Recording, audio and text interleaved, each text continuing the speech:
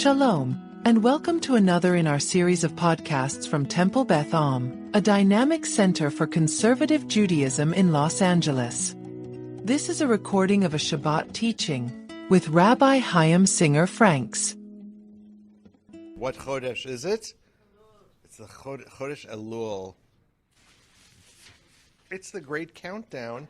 I can't believe how early the Chagim are this year. The great countdown to Rosh Hashanah. And Parshat Re'eh is always the second parsha that we read after Tisha B'Av. In order to begin our learning today, I want to give you a little bit of background. We're going to be learning from two Chassidish Rebbeim. We're going to be learning from the Piazetzna Rabbi, Kalonymus Kalman Shapira, who was in the Warsaw Ghetto. This piece of Torah dates back about 81 years or so, I believe. Mm-hmm. And the other piece of Torah is from my standard go-to, the Avodat Yisrael. Before we do that, because there is a thematic vein which runs through today's teaching, and what I often do is bury the lead, so I'm not going to bury the lead today. I'm going to actually be as transparent about it as I think is appropriate. Turn to the back page of your package. And if I could get a volunteer to read the 3 verses from Bereshit, from Genesis. Anyone who would like to read that out loud? Bevakasha, Joey. And the Lord God took the man and put him into the Garden of Eden to dress it and to keep it. And the Lord God commanded the man, saying, of every tree of the garden you may freely eat. But of the tree of the knowledge of good and evil you shall not eat of it, for in the day that you eat thereof you shall surely die. Toda Rabah. Okay. Livriyut. I want you to have that piece of Torah from the earliest of our parshiot in the back of your mind, because I would like for it to inform the way you think about what we're going to learn in Parashat Re'eh. So now turn back to the front page of your package, if you would, please. There's a little bit of background on the Piazetzna Rebbe. If you were interested in reading that, you may do that on your own time. He's known as the Eish Kodesh, or this particular piece of Torah is from his book known as the Eish Kodesh. First word of the Parsha is Re'eh. What does it mean? I'll give you a hint. In modern Hebrew, the word meaning to see is lirot, to see. So Re'eh is the commanding version of that verb, see. You may, if you like, without any actual punctuation in the text, think of it as having an exclamation point after it. Re'eh, see. It's classically translated as behold, but that's a little archaic. Re'eh. Re'eh anochi noten lifnechem v'chulei. So basically, he's saying, behold, see what I have placed before you, etc. The etc. is the actual verse, and I think it's important for us to have the verse in mind. So we're going to go ahead and read that verse. Bevakasha, Alan, yes? I have a question, or something that comes in that makes it particular, because there are many different words for I, but here the word that is being used about what God is saying, it's anochi. And that's the same word that is in the Aseret HaDibrot, in the Ten Commandments. It's the first commandment that says Anochi, and it has a much stronger meaning, particularly mystically, than just simply I. It's a much more powerful and inclusive sense of God's presence. Good. Good. Go ahead and read Devarim 11:26. Okay. If you would, Alan. Behold, see, I set before you this day a blessing and a curse. Continue? Yeah, please. The blessing, if you shall listen, take heed of the commandments of the Lord your God, which I command you this day. And the curse, if ye shall not listen, take heed of the commandments of the Lord your God, but turn aside out of the way which I command you this day. Shkoch. Beautiful. Now, think back to the first verse that we looked at this evening. Are these verses in conversation with each other? I want to know your honest thoughts about this. The verse from Breshit having to do with Eitz Hada'at, the tree of knowledge, and this verse, this first verse of Re'eh.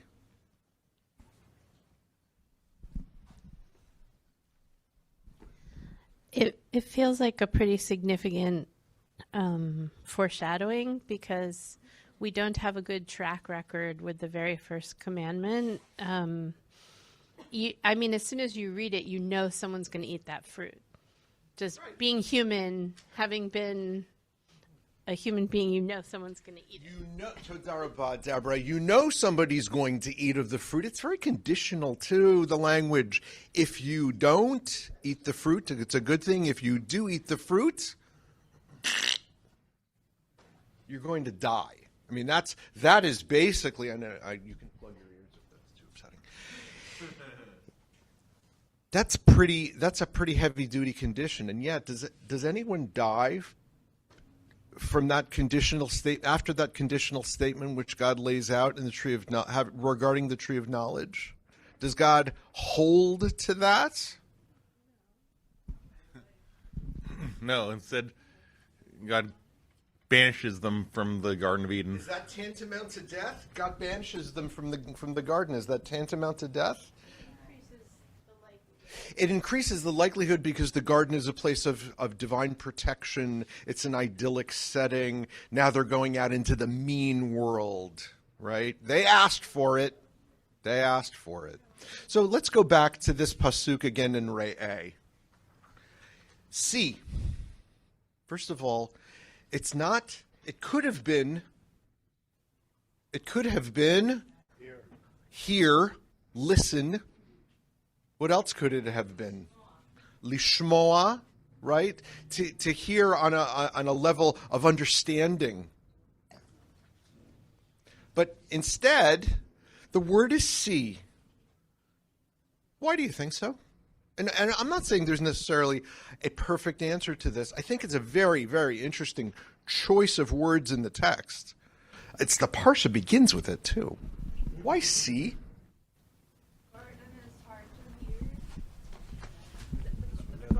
The garden is easier to see than to hear. Interesting. No? So the garden may have been a very obvious place in which the blessings were before them. In this case, they are in the Midbar, or they're me'ever LaYarden. They're on the other side of the Jordan, getting ready to enter Eretz Yisrael, to enter the land of Canaan. And God is asking them to see, before you I have placed a blessing and a curse. Do we need to be told to see these things? And if so, why? I wake up every morning and I see blessings before me. Why do I need someone to tell me this?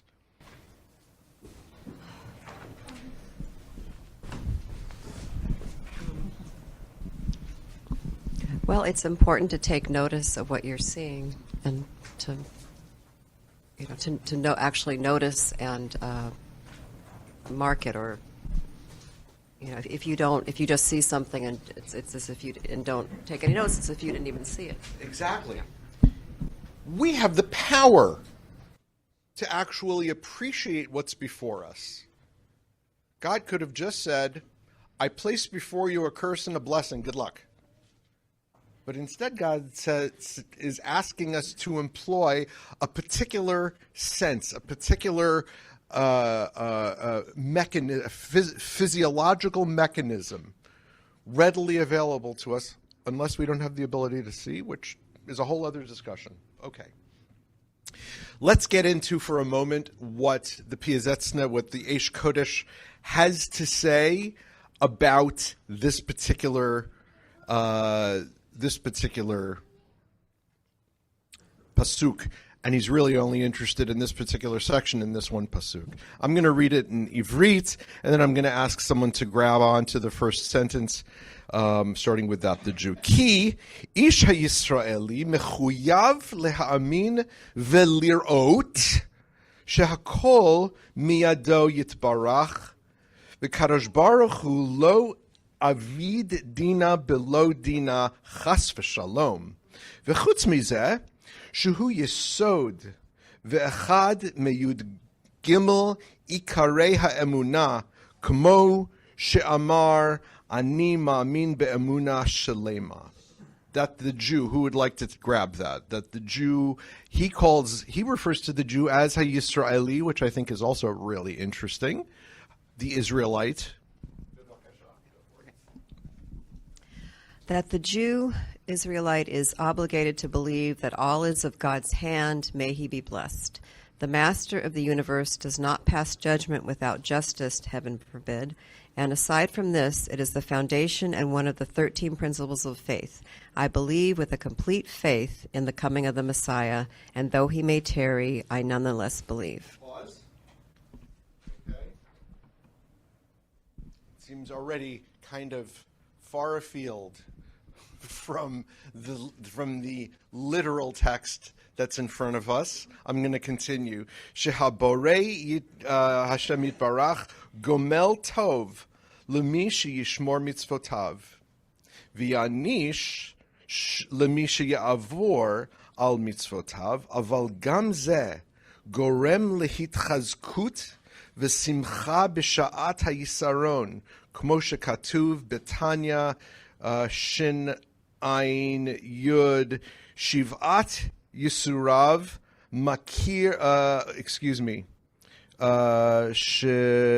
B'Sha'at Yisurav Makir et Avonotav Ki Kol Echad Makir et Negei Livavo V'Roeh Lama Higia Lo Onesh Hazeh Enu Mitra'am Chas V'Shalom Uvatuach Hu B'Shem Shekmo she'anash oto kain yativ imo kishiyashuv. Okay. And the Master of the Universe repays. Who would like to grab that? And the Master of the Universe repays. And the Master of the Universe repays good to all those who observe his commandments and will punish those who transgress upon the commandments. However, this also causes the strengthening and joy at the time of suffering, as it is written in Tanya, that in the time of one's suffering, she recognizes her own sins because everyone recognizes the flaws of his own heart. And a person sees why this is coming to him in this punishment and doesn't become upset, heaven forbid, and has certainty in God that in the same way that God punished him, he will also reward him when he does tshuva, when he repents. Yes, thank you. Go ahead and pause. Thoughts on this? Who is Tanya? Anyone on that? The Alter Rebbe. Yes, right. The first Chabad, the Rebbe of Chabad dynasty, wrote the Tanya, and he cites the Tanya. Thoughts on this? It's talking about reward and punishment, Alan. Well, this is taking place. I think it's important to understand where it's coming from, because this is the rabbis in the Warsaw Ghetto, where you're surrounded, you're encompassed. One might think that one has no hope, and he's saying here, no, God is there, and that even if it looks like we're being punished, it's like it's our chance to tshuva, it's our chance not to give up our hope that we will be redeemed, is one of the 13 principles that the Rambam had of, I believe with a perfect faith, that we will be redeemed. Context. Tadarabah. The person who wrote this is 1941 in the Warsaw Ghetto. He's in a particular set of conditions, in a particular set of circumstances. God says, see, before you, I have placed a blessing and a curse choose the blessing. It's pretty. Is it always obvious which is which? Great question. Outstanding. Good. Let's actually just leave that as a question hanging in the air for a moment, because it's an outstanding question. But I want to go back for a moment to contextualize and understand what, first of all, that his faith remains, although we can assume because he's a human being and because there's some challenging circumstances, not only which he himself is immersed in, but what he's seeing of his people. He's a Hasidic Rabbi. He's in a Hasidic community, a people of great faith, a people of intense and punctilious observance of the mitzvot. Where's the reward? And he's saying, yet, in his understanding of this pasuk, Ish Yisraeli mechuyav lehamin, a Jew is obligated to believe, v'lirot, to see, shakol miyado, that everything is of God's hands. What is implicit in this? Everything is in God's hands, or everything is of God's hands. The blessing and the curse. So how do we choose to understand the blessings before us, even in the most extreme of circumstances? Easy for me. I want to go back to that image. The first thing that came to mind for me, I wake up in the morning and all I see are blessings. I see the sun dappling on the lawn of the house next to me. Blessing. It's a magnificent thing. It's right there. It's ready. I don't need to do much work at that moment. It's a remarkable blessing. I see my family, beautiful faces before me. Remarkable blessings. The greatest of blessings. If we wake up in the Warsaw Ghetto, what do we see? We see conditions that are extreme. And yet, the Eish Kodesh is suggesting that what we are able to see before us is the hand of God. The hand of God. It's right there. It's right there. And like a father toward his son, uche'av et bano yiratze oto uvizeh mitchazek umisameach atzmo. And like a father toward his son desires of him, and in this strengthens and makes himself joyous. What is he talking about here? What is it? Why is he referencing a father and a son? What's that all about?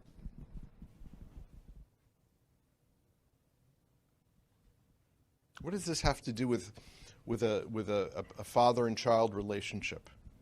What is he suggesting that father and child relationship is? One of love. It is an image of love. Yeah. Who's the son and who's the father? We're the son. I guess we're the son and God is the father. Okay. So the parental figure in this image, one has to assume, is that he's drawing an analogy. That when a parent witnesses their child following mitzvot, taking in the blessings of the world, there's a swell of pride that even in the most extreme of circumstances, our parent will be proud of us. This is not easy Torah. This is not easy Torah. Now that we are steeped in the context of it, it's heavy. Let's go to the next page. And I'm going to read it in Ivrit, and I'm going to ask someone to grab the English. V'chutz mizeh, and aside from this, hayisurin heim hastarat panim, lechein כשרואה גם בהם Yudalid, Hashem Yitbarach, Tzidkato, Ve'amitito, Az Ma'avir Bizeh, Et Hahastara, Umegale Oto, Yitbarach, Gam Mitoch Hahester, Vegam Mitoch Hadinim. Someone want to take that? And aside from this, the suffering, somebody who hasn't read yet? Aside from this, the sufferings.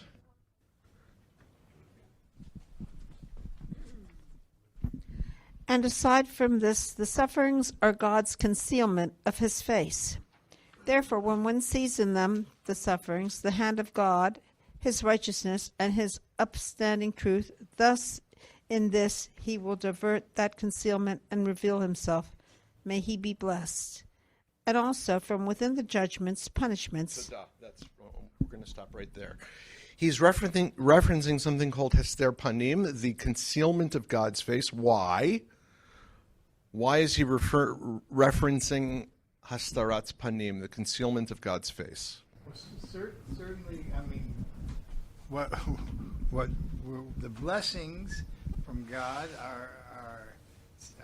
have been concealed, have been blocked in the sense the blessings of God have been taken away. It seems like, and they're calling it a concealment.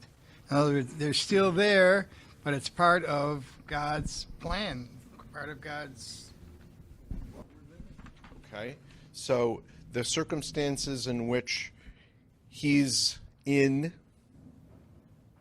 those are defined as Hastarat Panim by some Jewish philosophers, it's a particular theology, it's a particular understanding that God's there with them in their suffering. However, God's face is concealed. God's countenance is not shining upon God's people at the moment.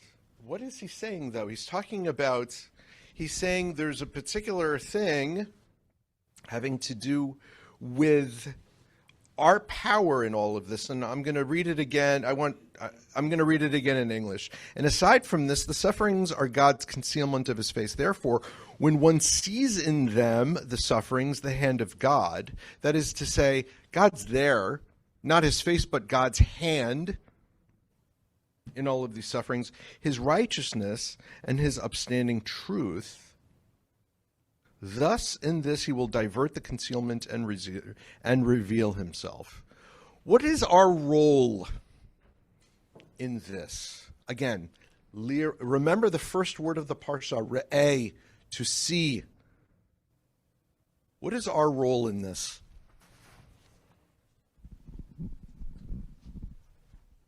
It seems like he's suggesting when he says, when one sees in them the sufferings, the hand of God, we're supposed to figure out what is actually going on and why we're suffering, and also believe that it's God's will that we're suffering, and work out what we need to do about it. So he's suggesting that there's something we can do about this? Is it possibly in the way we conceive of it? I see it as trying to find something beautiful in each day and trying to enjoy each day. I mean, there will be ups and downs in each day, but overall, see the blessing in it.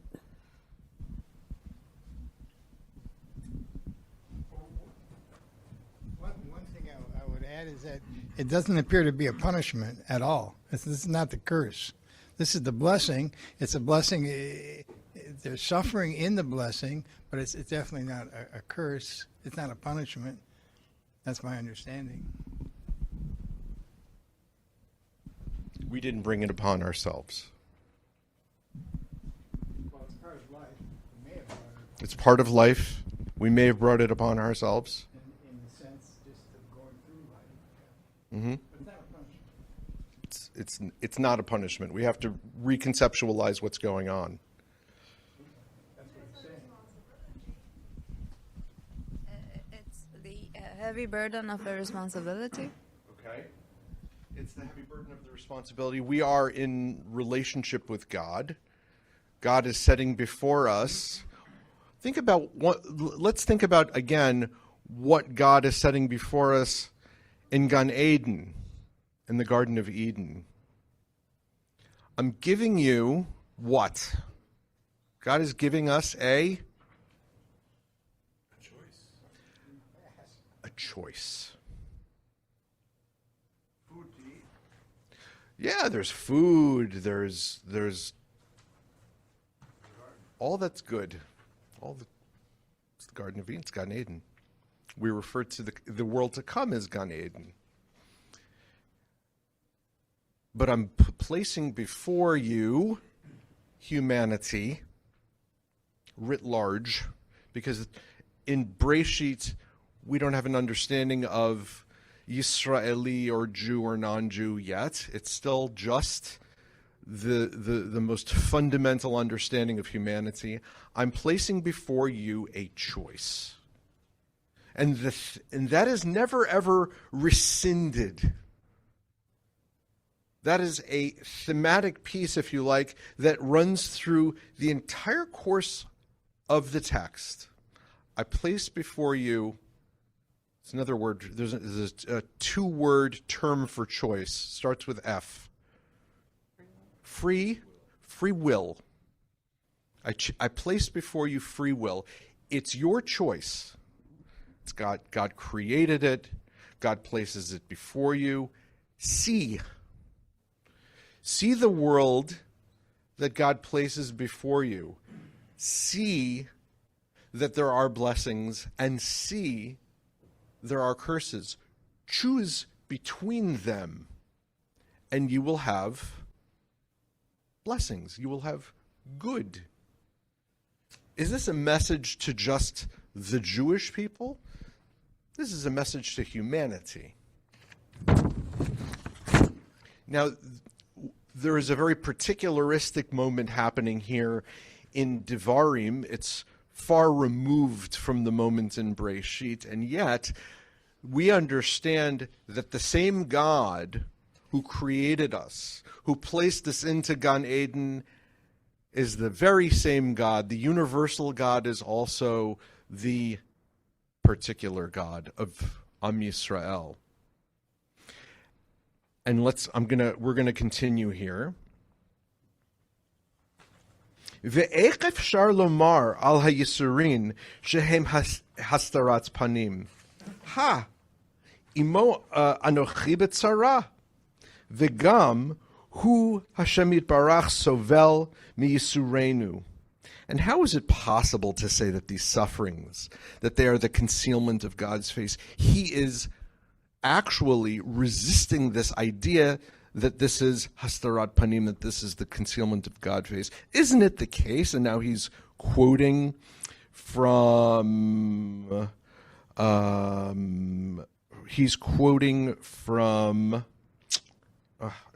I just flaked on the reference, but the idea that God is with us in our troubles, and also that the Holy One suffers from our suffering. God suffers when we suffer. And so what is implied here is that it is not the concealment of God's face, in fact, because he's together with us in the suffering. A very mystical Hasidic notion that when we cry, God is with us in the crying. God cries together with us. God is side by side with us. In the same way that father looks upon the child with pride, with the swell of pride, when the child accomplishes something in life. For any parent who has seen their child weep and cry, there's a part of us that cries as well. We can't stand to see our child suffer. Joey. I was going to say we're running short on time. Yes, we are running short on time, and there's so much great material here. Any additional thoughts before we close and go to Birkat Hamazon? Well, just that in the first paragraph, In the first paragraph, it suggests that God is. It doesn't suggest that God's there with us, but then he brings it up here in the second paragraph, and it requires it requires some thought. It requires some work on our part, I think. Yeah. Because not only is this pasuk evocative of some really, really fundamental matters of our obligation to God, but the ensuing verses, as we listened to Barry Lane, the Aliyot, Parshat Re'eh itself is pretty intense. It's filled with a lot of conditional stuff having to do with our fealty to the mitzvot, to God, and to our relationship with the divine. You've been listening to another in our series of podcasts from Temple Beth Am, a dynamic center for conservative Judaism in Los Angeles. If you enjoy these podcasts, we invite you to write a review on the Apple Podcast website or wherever you get your podcasts. For more information on Temple Beth Am, Los Angeles, please visit www.tbala.org.